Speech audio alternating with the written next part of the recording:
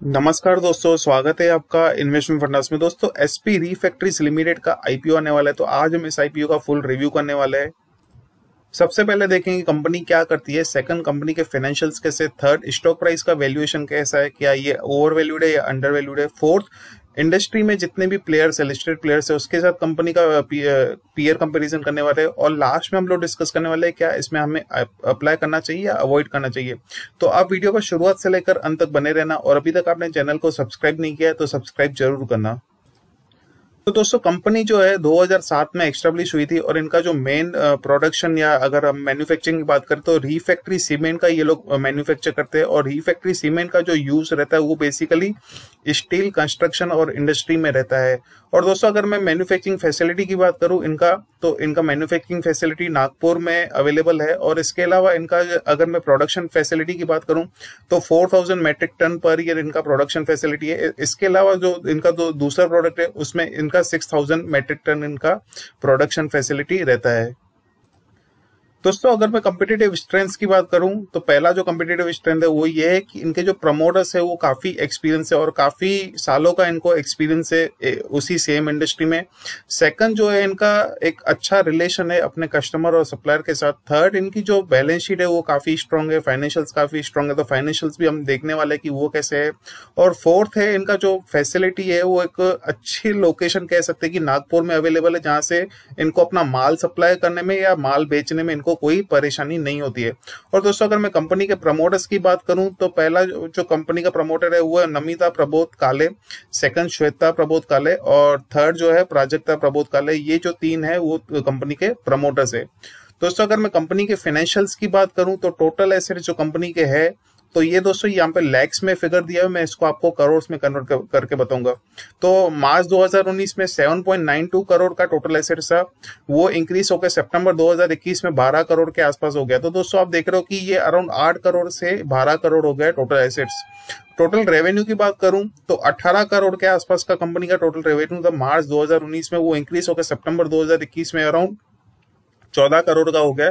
तो दोस्तों, ये सितंबर में जो रेवेन्यू है सिर्फ 6 मंथ्स का है, इसलिए यहाँ पे जो आपको रेवेन्यू है वो कम दिख रहा है। लेकिन अगर पूरे साल का देखेंगे तो उसमें ज्यादा ही दिखेगा। जैसे अगर आप मार्च 2021 में देखोगे तो यहाँ पे 25-26 करोड़ के आसपास का रेवेन्यू है, और उस हिसाब से मुझे एक्सपेक्टेशन लग रहा है कि 28 करोड़ के आसपास का इनका रेवेन्यू होना चाहिए मार्च 2022 तक। और अगर दोस्तों प्रॉफिट आफ्टर टैक्स की बात करूं तो ये लगातार प्रॉफिट आफ्टर टैक्स इनका इंक्रीज हो रहा है। तो मार्च 2019 में सिर्फ 21 लाख का प्रॉफिट आफ्टर टैक्स था, वो इंक्रीज होकर 81 लाख हो गया सितंबर 2021 में। तो शानदार कंपनी ने ग्रोथ दिखाया हुआ है in terms of revenue as well as in terms of profit after tax. अगर दोस्तों मैं ऑब्जेक्ट्स ऑफ द इश्यू की बात करूं तो पहला जो इनका ऑब्जेक्ट रहेगा वो रहेगा कि इसका इनको फंड चाहिए for their working capital requirement. तो जो भी इनके वर्किंग कैपिटल में रिक्वायरमेंट है उसके लिए इनको फंड चाहिए। Second, general corporate purposes. दोस्तों, अगर मैं पीयर कंपैरिजन की बात करूं तो एसपी रिफैक्ट्रीज के अलावा और 3-4 प्लेयर है जो मार्केट में है अवेलेबल, और वो लिस्टेड प्लेयर्स है। तो एसपी रिफैक्ट्रीज के अलावा ये इनका जो आरएचआई मैग्नेसिट इंडिया है जिसका करंट मार्केट प्राइस 366 चल रहा है, वहीं आईएफजीएल रिफैक्ट्रीज का 314 चल रहा है, और रेसी रिफैक्ट्रीज का 13 रुपए के आसपास करंट मार्केट प्राइस चल रहा है। तो दोस्तों, अगर आप अर्निंग पर शेयर देखोगे तो एसपी रिफैक्ट्रीज का 5.41 है, और उसके अलावा जो आरएचआई और आईएफजीएल का है उसका 8.44 और 12.44 है। और दोस्तों, अगर मैं वैल्यूएशन पर्सपेक्टिव की बात करूं तो सबसे ज्यादा पी रेशो निकल के आ रहा है वो है आरएचआई मैग्नेसिट इंडिया का, जो कि है 43 का, और वहीं आईएफजीएल रिफैक्ट्रीज का है 25.29 का। और वहीं अगर मैं एसपी रिफैक्ट्रीज की बात करूं तो ये 16.63 का है। तो दोस्तों, मुझे पी रेशो यहाँ पे ज्यादा नहीं दिख रहा है, बहुत ही एवरेज है या रीजनेबल कह सकते हैं। मुझे यहाँ पे कोई ओवर वैल्यूड नहीं दिख रहा है पीई रेशियो। और दोस्तों, अगर मैं रिटर्न ऑन नेटवर्थ की बात करूं तो एसपी रिफैक्ट्रीज का रिटर्न ऑन नेटवर्थ जो है वो 15% के आसपास है, और वहीं जो बाकी के दो प्लेयर्स है उनका अराउंड 17% और 8% के आसपास है। तो ओवरऑल अगर मैं पीयर कंपैरिजन की बात करूं तो यहाँ पे मुझे जो पी रेशियो है वो काफी रीजनेबल लग रहा है। इवन इनका जो रिटर्न ऑन नेटवर्थ है वो भी काफी मतलब बेटर है, बेटर तो नहीं कह सकते, एक अच्छा कह सकते हैं हम लोग एज कम्पेयर टू जो दूसरे प्लेयर्स है, जैसे कि आईएफजीएल कह सकते हैं या फिर रेसी रिफैक्ट्री से, उससे तो काफी बेटर है। और जो वैल्यूएशन के हिसाब से मुझे अभी भी ये अंडर वैल्यूड दिख रहा है। वहीं दोस्तों अगर मैं डेट टू इक्विटी रेशियो की बात करूं तो एसपी रिफैक्टरीज का 0.4 है, मतलब लेस देन 1 है, तो कोई टेंशन वाली बात नहीं है। वहीं promoters holding after post issue हो जाएगा 69.42, मतलब अभी भी मेजोरिटी ऑफ द होल्डिंग जो रहेगा वो एसपी रिफैक्टरीज के पास रहेगा। और बाकी के जो दो प्लेयर है मार्केट में, अगर उसका डेट टू इक्विटी रेशियो देखो तो बहुत कम है, 0.07 है, और आईएफजीएल का है 0.09। तो इस मामले में जो है डेट इस मामले में डेट ज्यादा दिख रहा है as compare to other two player. पर फिर भी दोस्तों घबराने वाली बात नहीं है, क्योंकि यहाँ पे लेस देन 1 है डेट, तो इसमें कोई टेंशन वाली बात नहीं है। और वहीं आरएचआई का जो प्रमोटर होल्डिंग है वो 70% का है, और आईएफजीएल का रिफैक्टरीज का जो प्रमोटर होल्डिंग है वो 72.43 है। तो मतलब दोस्तों जितने भी प्लेयर्स है मार्केट में उनका मेजोरिटी ऑफ द होल्डिंग है जो कि अराउंड 70% के आसपास का निकल के आता है। आईपीओ डिटेल्स की बात करें तो आईपीओ ओपनिंग डेट आएगा मार्च 9 2022, और क्लोजिंग डेट रहेगा मार्च 11 2022, और इश्यू टाइप रहेगा फिक्स प्राइस इशू रहेगा, और फेस वैल्यू जो इस आईपीओ में रहेगा वो 10 रुपए पर इक्विटी शेयर रहेगा, और वहीं आईपीओ का जो प्राइस है वो 90 रुपए पर इक्विटी शेयर है। मार्केट लॉट रहेगा जो दोस्तों मिनिमम जो 1600 शेयर्स का रहेगा, इससे कम आप अप्लाई नहीं कर पाओगे, मिनिमम 1600 शेयर्स के लिए आपको अप्लाई करना पड़ेगा। और दोस्तों ये एक एसएमई आईपीओ है, इसलिए ये लिस्टिंग हो जाएगा एनएसई एसएमई पे।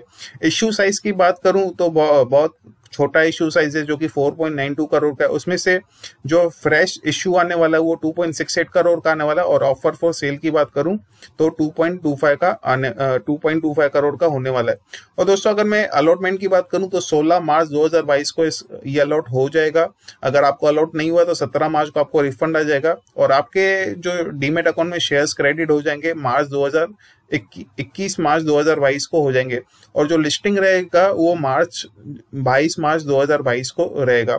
जैसे मैंने आपको बताया दोस्तों मिनिमम जो क्वांटिटी रहेगी वो 1600 शेयर्स की रहेगी, और 90 रुपीज पर इक्विटी शेयर का प्राइस है।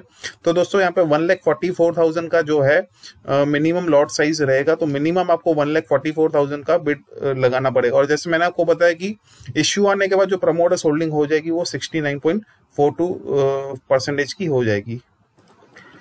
तो दोस्तों अभी डिस्कस कर लेते हैं कि हमें इस आईपीओ में अप्लाई करना चाहिए या नहीं। तो मेरे हिसाब से दोस्तों इनकेस अगर आप एग्रेसिव इन्वेस्टर हो और आपके पास इनफ कैपिटल है, तो मतलब अगर ये आप 1,44,000 का जो है इसमें लॉट साइज है, तो आपके पास 10 गुना ज्यादा कैपिटल है। मतलब अगर 14-15 लाख के आसपास के आपके पास कैपिटल है तो ही आप इस आईपीओ में अप्लाई करना। अदरवाइज मेरा सजेशन ये है कि नहीं करना, क्योंकि अगर आप मार्केट सिनेरियो भी देख रहे हो कि निफ्टी काफी वॉलेटाइल हो गया है, तो उस केस में दोस्तों अगर आप एग्रेसिव हो और आपके पास इनफ कैपिटल है तो ही इस आईपीओ में अप्लाई करना, अदरवाइज नहीं करना। और आईपीओ में अप्लाई करने का रीजन ये है दोस्तों, एक तो मुझे फाइनेंशियल इसके काफी स्ट्रांग लगे, तो प्रॉफिट आफ्टर टैक्स जो है ईयर ऑन ईयर इंक्रीज हो रहा है, और आने वाले दिनों में जो मुझे ग्रोथ प्रोस्पेक्ट दिख रहे हैं वो काफी ब्राइट दिख रहे हैं दोस्तों। दूसरा ये है कि इसका जो प्राइस टू अर्निंग रेशो हमने देखा कि वैल्यूएशन के हिसाब से भी ये काफी ओवर प्राइस नहीं है, काफी रीजनेबल प्राइस में ही ये जो इशू है वो आने वाला है। और थर्ड जो है दोस्तों, कंपनी के जो प्रमोटर्स है वो काफी एक्सपीरियंस है। 2007 से ये कंपनी एस्टैब्लिश हुई है, मतलब अभी जो है काफी टाइम हो गया कंपनी को एस्टैब्लिश हुए। तो दोस्तों ये सभी फैक्टर्स है जिसकी वजह से मुझे लग रहा है कि इस आईपीओ में अप्लाई कर सकते हैं। पर उसी कंडीशन में इनकेस अगर आप एग्रेसिव इन्वेस्टर, अगर आप एक एग्रेसिव प्लेयर हो मार्केट में, सेकंड आपके पास इनफ कैपिटल होना चाहिए इस आईपीओ में अप्लाई करने के लिए। तो ये दो कंडीशंस फुलफिल हो रही है। और तीसरी कंडीशन दोस्तों ये भी चेक कर लेना कि इसका सब्सक्रिप्शन कैसा हो रहा है। तो इनकेस अगर आप 1-2 दिन के बाद आप इसका सब्सक्रिप्शन देख लेना कि वो कैसा हो रहा है, कि इसको रेस्पॉन्स कैसा मिल रहा है। अगर रेस्पॉन्स ही अच्छा नहीं मिल रहा है तो फिर दोस्तों मतलब नहीं है इस आईपीओ में अप्लाई करने का। अगर रेस्पॉन्स अच्छा मिल रहा है तो ही आप इस आईपीओ में अप्लाई करना। तो आशा करता हूं दोस्तों कि ये वीडियो आपको पसंद आया होगा। अगर वीडियो पसंद आया तो इस वीडियो को लाइक करना, और अभी तक आपने चैनल को सब्सक्राइब नहीं किया तो सब्सक्राइब जरूर करना। धन्यवाद।